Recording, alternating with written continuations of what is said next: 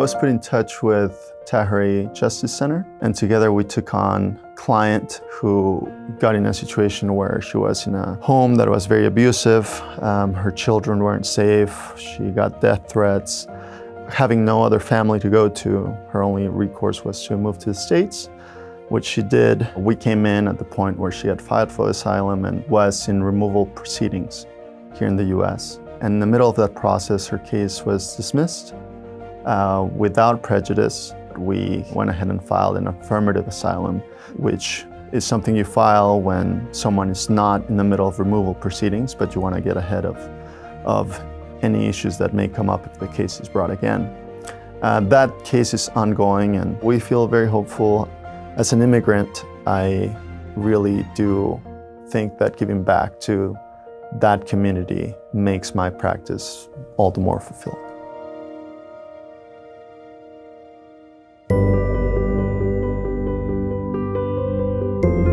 I worked on my first death penalty case with the Georgia Resource Center. We represent David Edenfield, who was convicted of malice murder in a case that was, in some respects at the time, politically charged. We filed a state habeas petition on behalf of Mr. Edenfield, and it was our objective to prove that David Edenfield was in fact intellectually disabled. And under the United States Constitution, it's cruel and unusual punishment to put an intellectually disabled person to death. It was also our objective to prove that he should have a new trial based on ineffective assistance of counsel.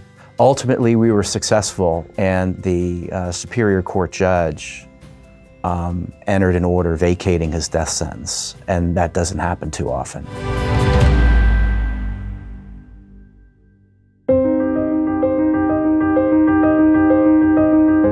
We represent a group of women who were students in Afghanistan when they learned that the Taliban was taking over and that the government was about to fall, and they were quickly evacuated from the country. They had no idea where they were going. They got on a military plane. They were taken to Saudi Arabia. They were taken to Spain, and they ultimately ended up here in the US. And then Tahrir, which is a nonprofit organization, reached out to law firms across the country to represent these women and help them get asylum. Everything is at stake. These young women, if they were forced to return to Afghanistan, would face incredible persecution, imprisonment, torture, potentially death. The Taliban has a list of the women who were evacuated on the planes from the university. It's a very high-stakes case. It was just such a base level of, I want to be safe, I want to be able to have an education, I want to be allowed to work and allowed to contribute to society and support myself. To see the journey that my client and these other women have been through, and still, face more obstacles, have to go through all the red tape and the paperwork to try and confirm their status as asylees. It'll be the most rewarding if our client is granted asylum, and I'm hoping that ultimately she'll become a naturalized citizen. She is exactly the kind of person that I think we as a country and as a society should try and have as an immigrant. I think it'd be pretty hard to have dreams if you were in Kabul right now. They still have their dreams, and they're not afraid to dream big. Doctors, lawyers, millionaires, hard to go wrong with these people. Every single one of them.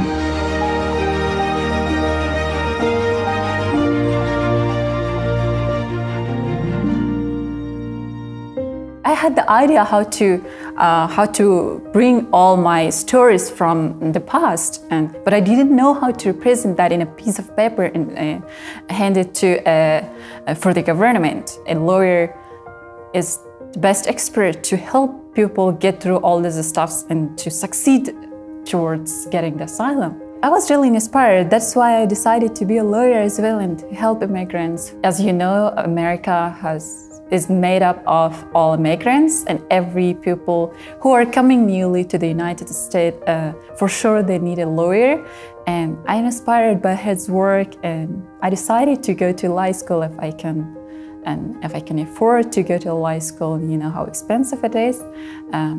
Yeah, it is my inspiration from my lawyers who helped me through asylum applications.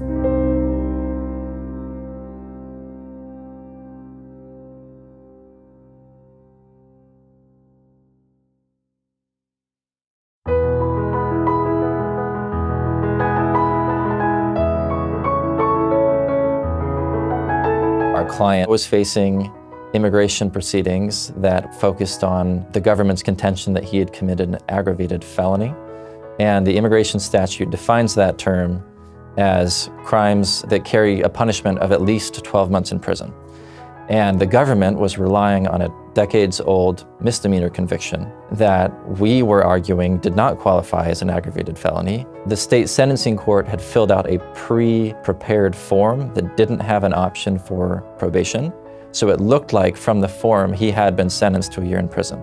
And so we were working with a large team, including some representatives from the Southern Poverty Law Center, to convince the government and eventually the 11th Circuit on appeal that this was a misdemeanor conviction that didn't trigger the statutory definition. We were able to have some negotiations with the Department of Homeland Security and get the immigration proceedings dismissed on prosecutorial discretion. So a great outcome for the client. He doesn't face any adverse immigration consequences as things stand now. And we were all very happy with that resolution.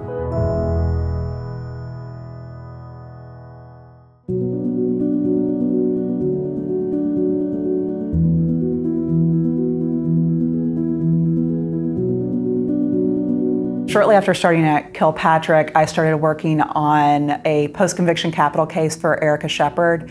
She's been on death row in Texas for nearly 30 years. Erica and her 9-month-old baby was with a man who knew her brother. He ended up killing this woman. They were both convicted of capital murder.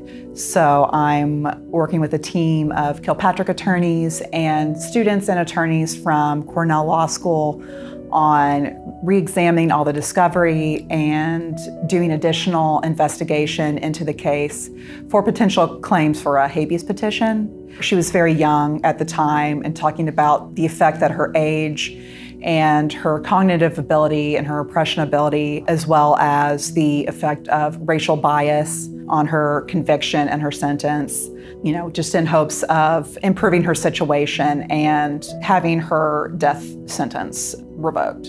Once people are convicted of a serious crime, they're sort of thrown away by society. I really like to work with those people and be their voice when no one is willing to listen to them. Erica's had a series of medical problems throughout her life. She was having a lot of trouble with her back. She couldn't move from her bed, and she wasn't even able to go to doctor's appointments without, special assistance, and they weren't giving it to her. And literally they're making it harder for her because they had a rule that she had to be shackled behind her back and with leg shackles, and she just couldn't even move. And so we got involved as trying to help her get the appropriate medical care for her problems. When I'd opened up a document, I'd realized that each of these medical records are about 300 to 500 pages. And my job was just summarizing all this information and showing it to the court. They were able to say, hey, she needs to get the care that she needs, and she was able to get back surgery, and apparently she's doing very well on it.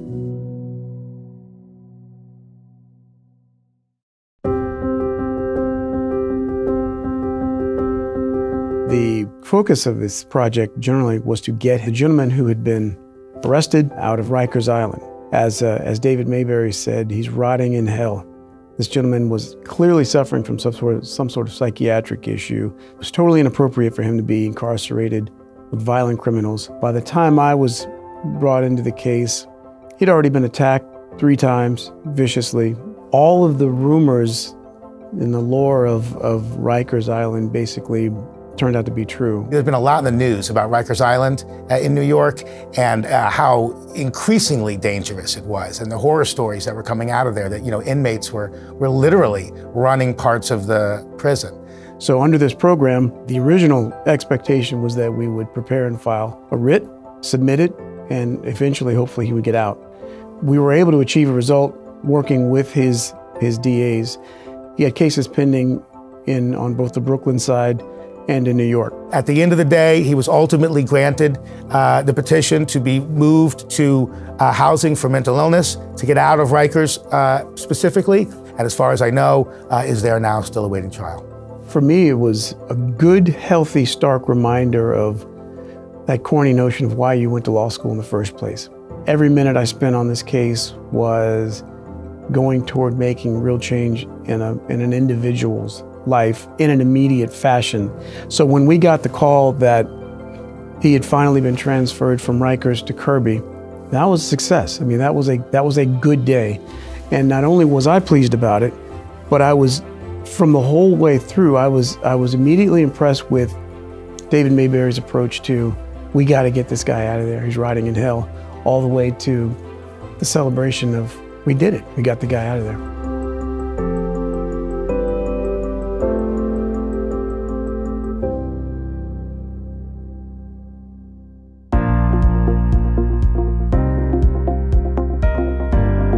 We were approached by a nonprofit called Neighborhood Legal Services of Los Angeles. They have an education law group and they represent individual students. NLS was seeing a pattern that they found very disturbing of Black kids being disciplined more often, more harshly than other kids, and students with disabilities also being subjected to harsher discipline than other kids. Working with Disability Rights California, it turns out, and I did not know this, that disability rights advocates have pretty extensive authority to investigate claims like this. So we have discrimination claims, we have claims for violation of various federal and California provisions that protect disabled students. And it seems like teachers will often just call in security and say, you know, this kid's a problem, you need to take care of it, rather than really trying to offer the kind of support that they need.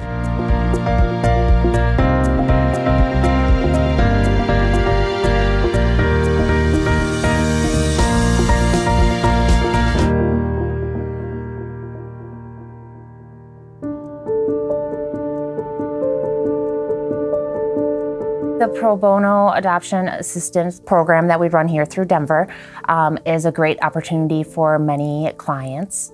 Mostly we work with grandparents who are looking to adopt their biological grandchildren. One of my most enjoyable parts of the process of working on the pro bono adoptions is to set legal precedents for the relationship that the grandparents have with their children. While it doesn't change the day-to-day operations of their family or what they do, it helps them overcome bigger hurdles in their life with the legal options. Most of the situations, the families are coming to us, there's little or no contact with the actual parents.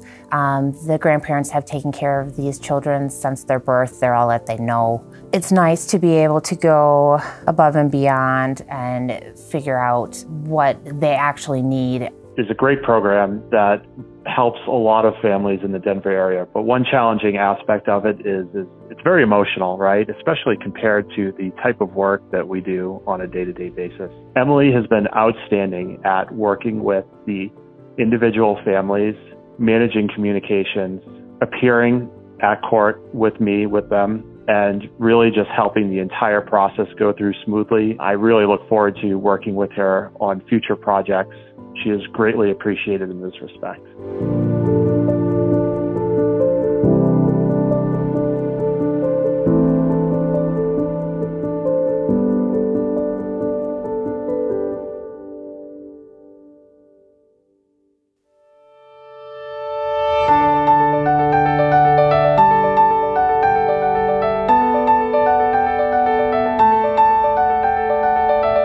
What makes Ron Clark Academy special is that they're really an organization that's visionary in the ed tech space. So not only are they an academy that runs its own school and teaches students, but also at the same time they use that position as a way to develop and push forward education technology. They'll roll out things in their school that they then turn around and are able to offer to their customers. There are a lot of novel privacy issues that they're coming across because of the sensitivity of the data that they have access to. It was a really gratifying experience to take some joy in the success of a client that's doing some really good work and being very successful at it.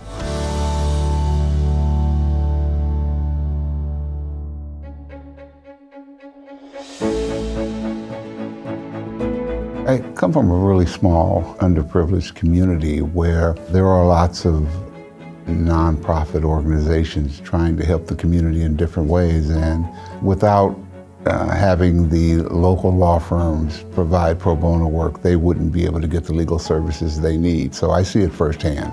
So one that sticks out, it's called The Painted Turtle. It's a summer camp for critically ill children. I trademarked their name and logo in the US and a few foreign countries.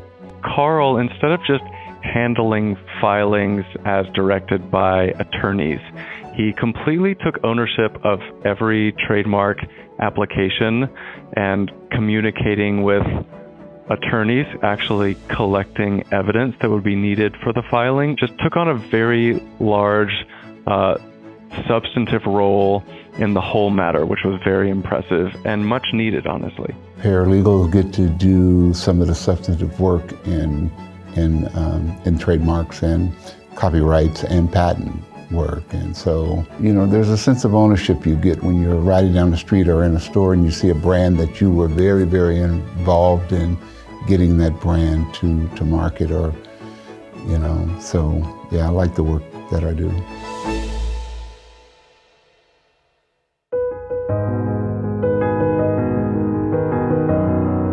Rafaelita and I have been working with Aaron's Hope for Friends, which is an organization that serves teens and young adults on the autism spectrum. So they provide social opportunities for them to get together in a non-judgmental, you know, let me meet people that are like me type environment. And the mission really is to help autistic children establish friendships. They've got an Atlanta chapter that works really well. It's been really successful, and they wanted to start a new chapter in Kentucky. Rafaelita took the first cut at all of the drafts. I do nonprofits and tax-exempt applications all the time. But this one is a little different in that it's already established as a tax-exempt foundation. And what they want to do, they're still in the process, is to expand their mission into other states. In the same way that we assist attorneys in corporate work and IP work, we can assist in nonprofits. And the reward is greater. She's just a joy to work for, work with, and I do work for her, I feel like sometimes, because she's so good. But she's just the best at it.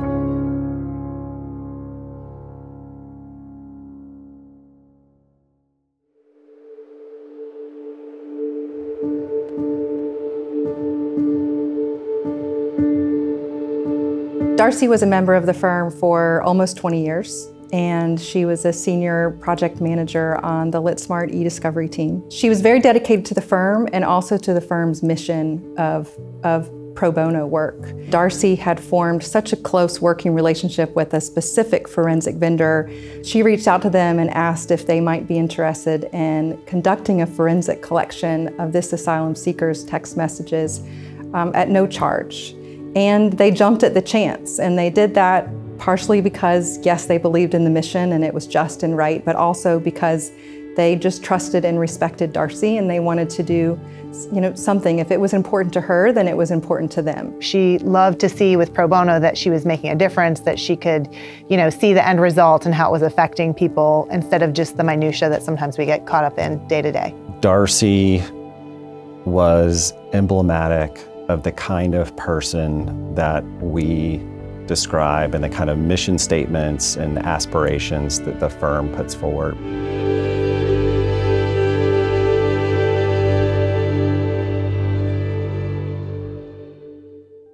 As attorneys, we have skills and knowledge and access that are incredibly valuable, but the people who need our services the most aren't able to afford them.